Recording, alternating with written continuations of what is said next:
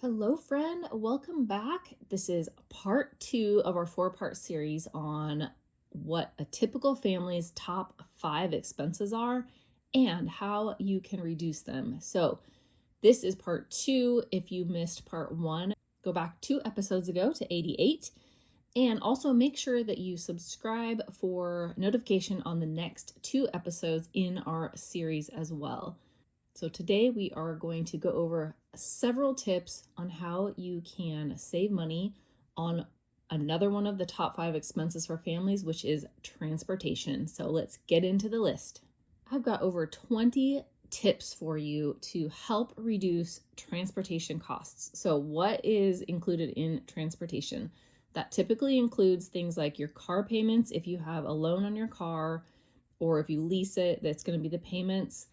Fuel, obviously, you got to put gas in the car if you have a gas-powered car. Car insurance, which is required to own a car. Repairs, any repairs that come up for cars. Maintenance on cars that you have to do on a regular basis. It also includes tolls if you have that in your area. And it also includes any public transportation costs. So even if you take public transportation and you don't drive a car, those are also transportation costs. So I have several tips today, over 20, that we're going to go through that can help in any one of these areas. All right, these are in no particular order. You may want to get something to take notes, as this is a lot of information, or go back and listen to the ones that would work the best for you and your family. Some of these may not work. They're just things to consider, ways that you can save money if you choose to implement them. Number one is to carpool. So this is if you go to work on a regular basis, or you just go anywhere with other people, like the same people over and over, like sports games or practice, for example. Think of those places you go repeatedly and people that also are going to the same places at the same time as you. So getting rides with coworkers or neighbors or other parents that have their kids in sports, you can share rides. So you ride with them sometimes and they ride with you other times. So each of you, it's a win-win, or all of you, if you get 3 or 4 coworkers that ride together and all trade off driving. Maybe you get 4 people, or 1 week a month, it's your turn to drive and you get all the other 3 weeks off. So that would cut down your gas quite a bit. And not only your gas, your wear and tear on your car, because you're driving it 25% of the time. Number 2 is to use public transportation. So as I mentioned, that can be one of the costs if you don't like to drive, or if you would like to cut back on your driving as a way to save money. So using public transportation obviously cuts down on owning a car. You may not even need to own a car, or you just drive it less and it saves gas money. So it really depends on the cost of your transit system. So if you have buses in your area, if you have any kind of a subway, or in our area we have what's called the Max train. It's just a train that goes through our Portland metro area and out to different suburb areas. So it can cost a lot less than the gas it would take to get somewhere if your commute is lengthy. And of course the wear and tear on your car as well. And an extra tip with this, if you do use public transportation a lot, like all throughout the month, you can check in to see if a monthly or a yearly pass would actually save you even more money. Number 3 is to bike or walk wherever you need to go if it's for a short trip. So think about biking or walking just to save money on your gas, and it's also great for your health, of course. So anything that's near you, if you have errands to run near you, if you need to go grab something from the store, obviously not going to work as well if you have a lot of groceries to get, unless you have a little bike trailer or one of those carts that you can pull if you're walking, then that can work pretty well. Number 4 is to combine your errands. So this is when you have a lot of errands to do, you do them all on the same day, or if you already are going to be in an area, maybe for an appointment, what errand can you add on? Maybe it's dropping off dry cleaning that's going to be in a similar area and you do it at the same time. Or there's a store near there that you needed to run into. Maybe you have a gift on your list to get for somebody. So planning your errands when you already have appointments or a route that you're going to take can help you reduce the cost as well as the time, of course. Number 5 is to maintain your vehicle well. So this is like your regular oil changes, any kind of maintenance that needs to be done at certain miles on your car. They typically will improve your gas efficiency in the car. It will also prevent costly repairs. So if something goes out and your car breaks down, as well as avoiding costly towing. Towing is super expensive. If you've ever had to have your car towed, then you know what I'm talking about. So by keeping things maintained, you can prevent costly repairs and towing. Number 6 is to drive smoothly. So this may seem kind of strange, but when you are driving as smoothly as you can and not really rapidly accelerating the vehicle or braking really hard, you actually are improving your mileage in your car. And of course, you are reducing any kind of wear and tears, like your brakes. Your brakes need to wear down consistently throughout, versus a hard brake can cause some bumps in your brakes and make you have to actually replace them much sooner. Hard starts and stops can give you really low gas mileage, so of course that is just going to cost you more in gas over time. Number 7 is to keep your tires properly inflated. So your tires need a certain amount of inflation. A lot of cars will actually alert you when the pressure has gone down. If you have an older car, you may not be alerted to that. So just kind of keep that in mind as something to check regularly. When you go to a company that actually does oil changes for you, they typically check this for you. But if you do your own oil changes, which will be a tip coming up, then you may forget to actually check your tire pressure. But by keeping your pressure at the right amount and also at the same amounts throughout your tires, you're getting better fuel efficiency and also will prolong the life of your tires, which are very expensive to replace. Number 8 is to monitor gas prices. So of course, if you have a gas-powered car, then you know gas goes up and down, it fluctuates. So there's a great app called Upside. I know there's other ones too that you will help you actually find low-cost gas near you. So you can open the app and look where you are and see what the prices are at the different gas stations or where you are headed, so that you'll know which one to pop into and get the lowest price. So I personally use Upside, and if you have never used Upside and would like to try it out, I actually have a referral code that you can use, and you will save an extra 15 cents off per gallon on your very first fill up.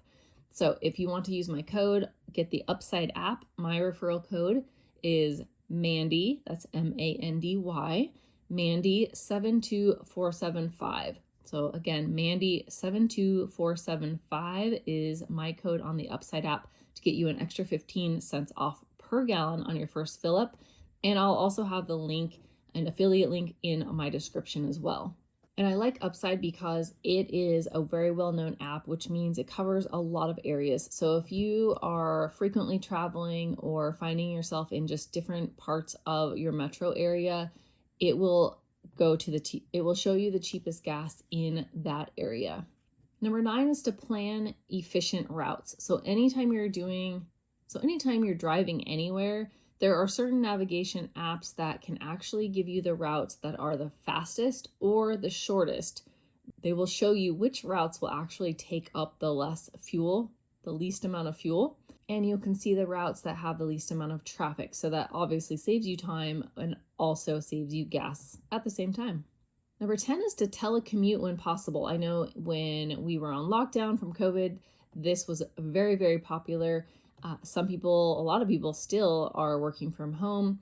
So if you have that option, working from home obviously can reduce the gas from driving to work, as well as just the extra time of your commute as well. And of course, the wear and tear. So if you have that option of telecommuting, or if you're looking for a new job, that type of job may save you a lot of money. Number 11 is to consider car sharing. So this is actually using like a car sharing service or like a rental car as well.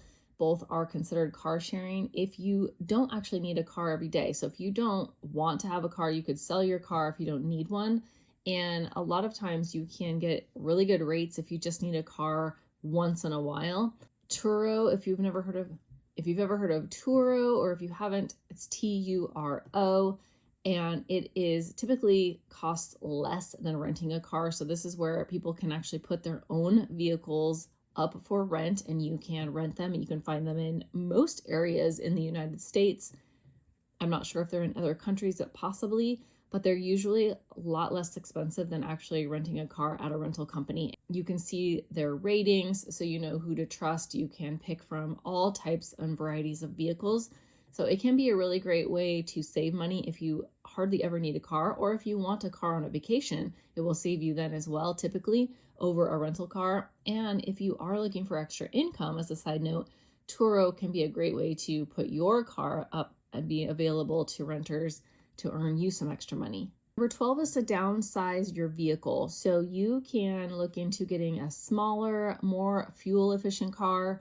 If you have something that is more of a gas guzzler right now, as long as it meets your needs, of course, it depends on what type of car you need. But if it's just you driving and it's mostly just a commute, a smaller car may really save you a ton of money. It may also cost less on your car insurance. And if you are able to find a car that is a lesser price than a car you may have a loan on right now, if you can reduce your loan or even eliminate your loan altogether, then you will save a ton of money by no longer having that car payment. Number 13 is to consider getting a hybrid car or an electric car. So a hybrid does still use gas, but it uses way less, as it also uses a battery, and that battery charges as you drive it. So it's not something you actually have to plug the car in. It uses the gas much more slowly and costs a lot less. Electric vehicle, you do have to plug in, and then obviously you do not have to buy gas for that car. Number 14 is to shop around for car insurance. So regularly comparing your car insurance rates to see if you are paying the least amount. Typically, car insurance every 6 months goes up automatically, no matter if you've never had any tickets, no matter what, you're going to be having your rates increase. So at some point, even if you have the lowest cost right now, it may be higher in a year, and it may at that point be beneficial to switch companies to get a better deal. Number 15 is to bundle insurance policies. So you may do this already, but a lot of times if you are changing your car insurance company, it may no longer be where your homeowners is, for example. So by bundling homeowners insurance or renters insurance, life insurance, auto insurance, by bundling your car insurance with something else, you typically get discounts by having multiple policies with the same company. Number 16 is, when you are driving, is to avoid idling your car. If you're just coming up to a yellow light, you can turn your car engine off and then just turn it back on when it's your time to go. Cars usually turn on very quickly and are ready to drive. So this doesn't hold up traffic or anything like that. So turning your engine off, if you have a long stop, if you are stopped at construction for a bit, anytime you're going to have a long stop, or even if you are at a store and somebody else in the car is running in to grab something real quick, those are some times where I know in my family, my husband tends to leave the car on, and I always turn it off when he runs into the store. It saves a ton of gas by just not sitting there wasting fuel to have the car running for no reason. Number 17 is to plan around rush hour traffic. So by running errands, traveling, anytime you're driving, by driving around the heavy traffic times, you are going to have less idling, less stopping and starting, less wear and tear in your car. You'll have a more efficient and a quicker route to get somewhere. So you will be saving a lot of money in gas, wear and tear, and of course time. Not to mention, it's a lot less stressful. Number 18 is to avoid toll roads. So again, if you have tolls in your area, look for the routes that do not have the tolls that you can work around, so you're not racking up a lot of toll fees. And I think the Google app and maybe other apps will actually give you routes that avoid tolls. You can actually choose that as an option. Number 19 is to negotiate your financing terms. If you are buying a car or if you are leasing a car, you can shop around ahead of time and find better interest rates. They don't all charge the same interest rate. They also don't have the same terms. You could have a longer or shorter terms that you are allowed for paying back the loan, and a difference in how much is required for a down payment. So all kinds of different terms you are able to negotiate when you go to buy a car. And you also don't have to use the creditor that the car company is offering to you. It can be oftentimes a lot lower interest rate if you go through a local credit union, if you already have one that you have an account at. And it can actually be beneficial to open an account at a credit union specifically to get a better car loan rate. Number 20 is to use coupons and deals when you are getting maintenance on your car. This is going to be really common for oil changes. You may get coupons in the mail. You may get them popping up on social media accounts. It can help if you have a certain company that you really like to go and follow their pages, then you may get periodic coupons sent to you. And sign up for emails as well. So if you have one that you love, sign up for their emails and you may get those coupons sent to you automatically, and get your oil changes done at the time that you have those coupons.